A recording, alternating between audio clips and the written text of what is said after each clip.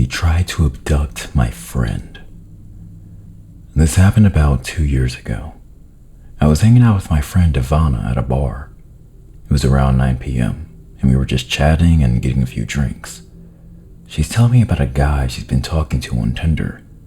She showed me his photos and a glimpse of their conversation. His name's Omar, and he seemed like your average guy. He was pretty attractive. They've been talking for a few days now and haven't met up yet. She tried several times to get him to text her outside of the app, but he would give her the same excuse. I don't want to give out my number to a stranger I haven't met yet. It's a bit unusual, but definitely understandable. I told her that he's just being smart. She was looking at her phone for a few minutes, then squealed, "Oh my God." I started giggling and asked her, "Jesus, what was that? Did he send you a nude or something?" She laughed.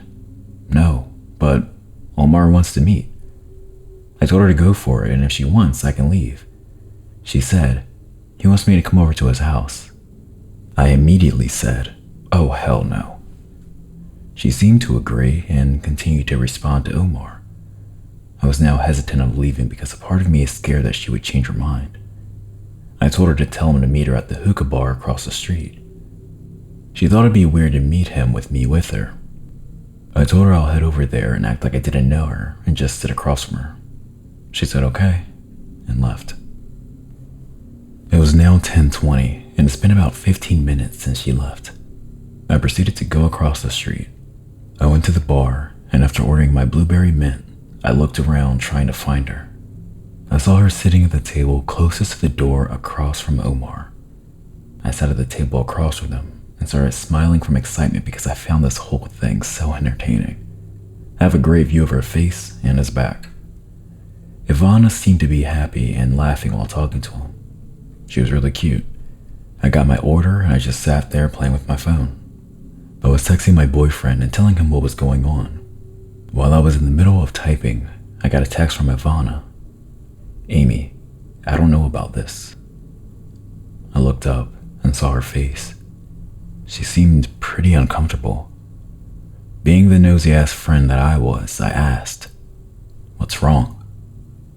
She answered, "He keeps asking me to come home with him." I smirked and responded, "Oh, he's trying to get some." She wasn't looking at her phone for a couple of minutes and I saw her stand up. She smiled at him and headed towards the bathroom. She called me. "Amy, I need to fucking leave now." The smile disappeared from my face and I started to worry. She seemed genuinely scared. "Whoa, what's going on?" He asked me like 10 times to come over, and when I kept saying no, he laughed and said, "Don't make me kidnap you. He's probably joking, but I don't know." He's probably joking, but that's still creepy. "Amy, what do I do?" I was about to answer when I saw Omar get up and walk towards the bathroom. I thought he was just going to the men's room, but that's when shit got weird. He stopped right outside of the ladies' room and put his ear to it. "Ivana, don't say anything else. He is right outside your door." At this point, I knew something is definitely wrong with this guy and we need to get the hell out of there. He took his ear off the door and sat back down at the table. I reassured her that things were going to be okay because I was here and that we'll leave soon. Ivana came out of the bathroom shortly after and sat down in her seat. After a couple more minutes of forced, awkward conversation between them, it was time to leave. I saw them get up to pay and walk out the door. I got up to pay, then left. I walked by the both of them standing at the front and just went straight to my car. I just watched them from my car, making sure she's okay. I couldn't hear anything, but from what I could tell, she seemed to be fake smiling and I think trying to leave. She pulled out her phone and I saw him snatch it. He held it in the air, laughing as she was trying to grab it back. He then started to walk backwards toward a blue car I assumed was his. She wasn't smiling anymore, and her face was clearly upset. I rolled down my window to listen since there were now only a couple of cars in front of me. Stop playing around. Give me back my phone. Get in the car, Ivana. What? Fuck no. Give me back my phone. Get in the car now. I can see her crying now, and all I could think was, this has gone far enough. I jumped out of my car and called my boyfriend. I walked straight to them, and with my boyfriend on speakerphone, I yelled at him, "Give her fucking phone and get the fuck out of here." He seemed startled and asked me who I was. Ivana was shaken up at this point, but all I could feel was rage. I'm her friend, and I've been here the whole time. My boyfriend's on his way, and if you don't give her phone back and leave before he gets here, then I swear to God, he's gonna fuck you up. He handed her phone back to her and started laughing. He got into his car and left. I finally calmed Ivana down and let her spend the night at my place. We thought about calling the police, but we saw that he deleted his Tinder. I'm not even sure if Omar was his real name. She told me that she paid at the bar, so we didn't even have his credit card info. I've learned a lot of things from scary situations in my life, and this taught me that unless you know someone very well, always meet in public, and it never hurts to have a friend close by.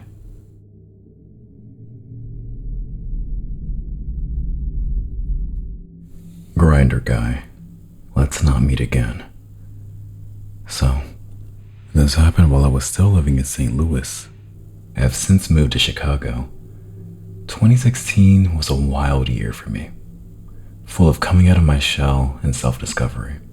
I found myself becoming more comfortable with using applications such as Grindr to meet guys online because I had social anxiety and had trouble meeting them elsewhere. One night, I got a message from a seemingly average dude. He was very nice, super funny, was able to hold a conversation, and he was also not that bad looking, so I was intrigued and kept the conversation going. There were virtually no red flags about him, and I ended up exchanging numbers with him. We get to texting, and after a week or so of solid conversation, we decide to meet up at a local cafe. I put on my best damn shirt, clean underwear, and hit the road. I'm excited. I was busy during the day, so we planned to meet at a local cafe around 8 p.m. He doesn't live in the city like I did, so he was unfamiliar with the area. When we met, I was immediately enamored with this guy. He was cute, he made me laugh, and, surprise, he was who his photograph said he was. Nothing was strange about this guy. He was adorable, and I was digging him. And, by the feel of things, he was digging me too. What a twist. At one point during the night, we were sharing memes with each other over the table. I show him one of the funniest I have in my photos, and he nonchalantly grabs my phone from me to take a closer look. He started swiping on my phone for a minute, and I just assumed he was looking at other memes I had saved. No big deal. He gave me back my phone and then proceeded to show me some on his as well. A man who has a folder of saved memes on his phone is a true godsend, let me tell you. Like a folder for memes. Anyway, the night goes on and the cafe is closing, so we decided to leave. As we were walking out together, he asked if I still wanted to hang out. I didn't feel comfortable letting him know where I lived just yet, so we just drove around the city, listening to music and talking. Shit like that. It was again pretty normal and we were just laughing and joking around. At one point in the night, he turns to me at a red light and asks, "Do your roommates know you're on a date right now?" I laughed at this and just said, "No, why? Are you gonna kill me?" I've read way too many Let's Not Meet, so that was my immediate reaction. He lightly just said, "I would use them as an emergency backup if I were you." "You're probably right," I shot back and we continued with the night. It was nearing midnight and I had to do laundry the next day, so I mentioned that we should probably head home soon. He offered to drop me off at my house, but again, I didn't want him to know where I lived. I asked him if he could just drop me off at the train instead, and he politely agreed. When I got home that night, I was totally thrilled with how things turned out. He was a total sweetheart, and I was really into him. I opened up our conversation to shoot him a text when I noticed at the bottom of our messages was a notification that said, "You started sharing your location at 8:30. I thought this was a little odd since I never used the feature, but I thought maybe I did it by accident and turned it off. I sent him a follow-up text message saying that I had a really great time and would love to meet up with him again, but he didn't respond. I just assumed he was busy and started scrolling on my phone like the senseless fuck I am. I woke up the next morning and prepared to do my chores, washing my bed sheets, buying groceries, going to therapy. The grocery store was my last stop, and as I was ringing up all my necessities, guess who was also in the self-checkout? The guy. Wow. Imagine that. He immediately comes over and strikes up a conversation with me. I thought this was odd as he previously mentioned that he doesn't live in the city and isn't very familiar with it, but the conversation was harmless, so I let it slide. A few weeks go by and the conversations dwindle and we start talking less and less. I'm used to this happening, I guess, so I just let it happen without pushing for answers. Eventually, we stopped talking altogether. One night I'm home alone, sitting down, watching cartoons when there's a knock at the door. It was late, so I didn't feel comfortable answering, so I just sat there for a moment, hoping they'd just go away. They knocked again, more urgently this time. I peeked through the peephole and made out 2 figures. My heart immediately dropped as I recognized the guy in a hoodie and hat. He had an extremely defined jaw, so I was able to immediately recognize him.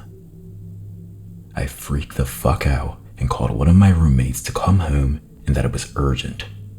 When Andrew came home, he told me that he didn't see anybody near the apartment complex, so I calmed down a bit and explained the situation.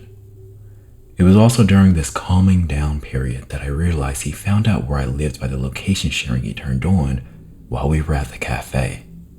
I didn't immediately turn it off when I got back, so he had plenty of time to figure out my coordinates, especially if he was watching the map immediately after he dropped me off at the train station. He never showed up again after this particular occurrence, but I never heard from him again either. I noticed that our conversations disappeared from Grindr when I last checked, so I assumed he blocked me. I still have no idea what he was planning to do, but I can only assume.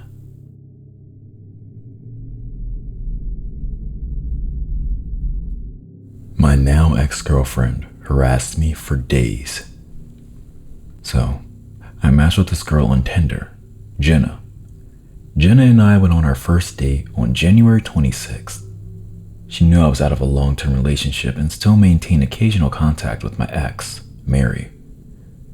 Jenna and I officially start calling each other boyfriend and girlfriend around mid-February. 3 days ago, while I'm in the shower, she goes through my phone and reads old messages between Mary and I. A few casual ones, and a few very affectionate ones from before Jenna and I started seeing each other, or even met. Jenna packs all of her things and is now heading out of the door when I get out of the shower, with my phone.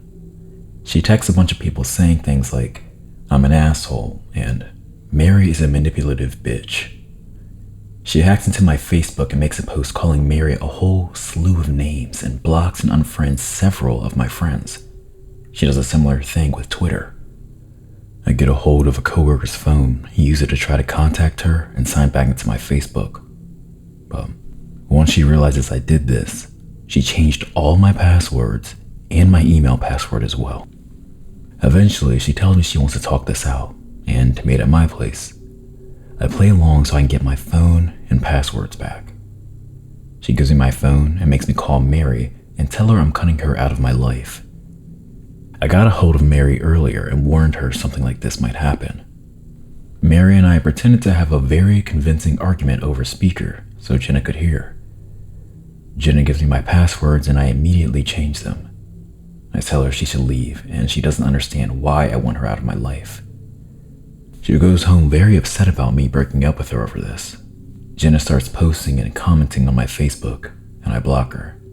I blocked her on everything. And she begins calling me over and over. I block her number, and I start receiving the same calls over and over from a Colorado number. I live in Canada. Eventually, I go to my phone provider and change my number. I also changed the locks on my door in case she took a key, Next day, she makes a Facebook page calling me a piece of shit and marry a manipulative cunt. She hacks into my alt Twitter account. I tell her if she calls me one more time or posts one more thing about anybody I know, then I'm calling the police. I get an email saying that my application for a credit card with a bank I do not use has been approved. I call the bank and tell them what's happening, and they put a freeze on the account. Here are some screenshots from the Facebook post she made of me. The story. Basically, he and this girl dated for 6 years.